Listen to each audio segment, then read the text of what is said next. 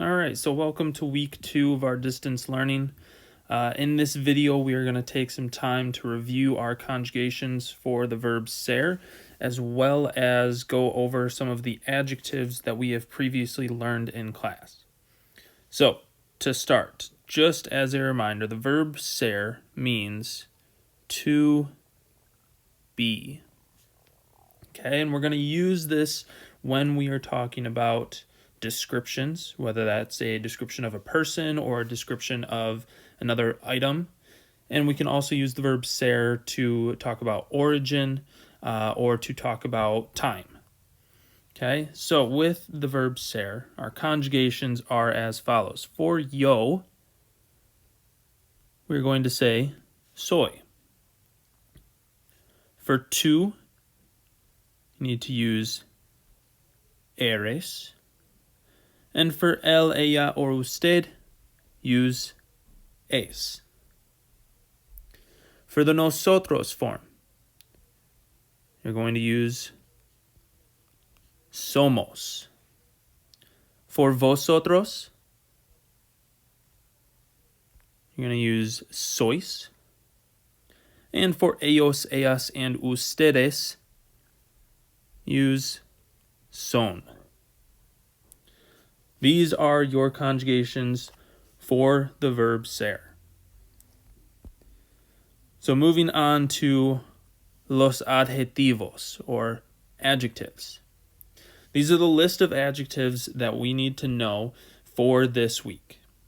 Okay, so you're going to want to go through, you're going to want to make sure that you know how to pronounce these words.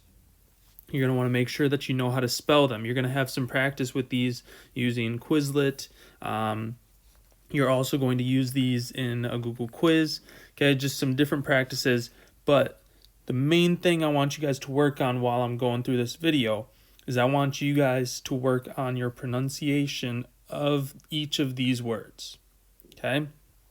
And you'll notice that most of them, so if you look at the left side maybe, and then go straight across the left to the right side, you'll notice that a lot of them have an antonym. Okay, they have another word that means the opposite thing. Okay, so we start with antipatico, which means mean. If you go over to the right side, you have simpatico, which means nice. Then we have alto, which is tall. The opposite of alto is bajo, meaning short. In the third row, you have bonito, which is pretty. And then across on the right, you have guapo, which also means handsome or good looking. So this isn't quite an opposite, but if you go down into the fourth row, you'll see the word feo, which means ugly. Then in the right side, you'll see cómico, which means funny. Then going down, we have bueno, which means good. The opposite of good being malo, which means bad. Then in the next row, you have difícil, which means difficult, followed by fácil, which is easy. In the next row, we have the word divertido, meaning fun, and the opposite being aburrido, which is boring. Next is grande, which is big. The opposite being small, which is the word pequeño. Then you have the word nuevo, meaning new.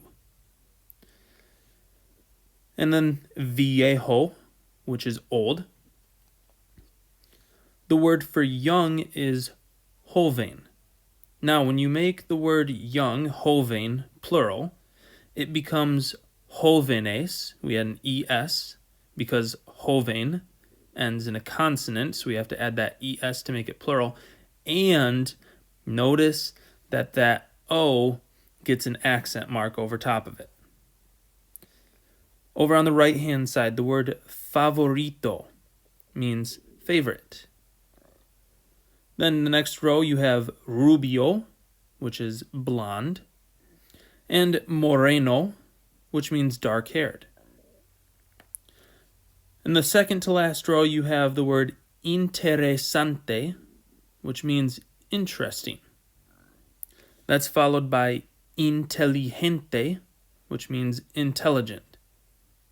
And finally, the last word there, estricto, which means strict. Now again, make sure that you are working on your pronunciation of those words. Okay, and when you go through your Quizlet, again, that Quizlet, you can click on the little speaker button on your flashcards and it'll say those words for you. That's another way where you can hear someone pronounce it and you can work on that pronunciation. Another trick to remember is just remember the sounds of the Spanish alphabet. Okay, remember the sound that the letter A makes, or the letter E, or maybe the letter O or I, any of those. Okay, all of those vowel sounds are going to be really, really important. All right, that is it for the verb ser and your adjectives.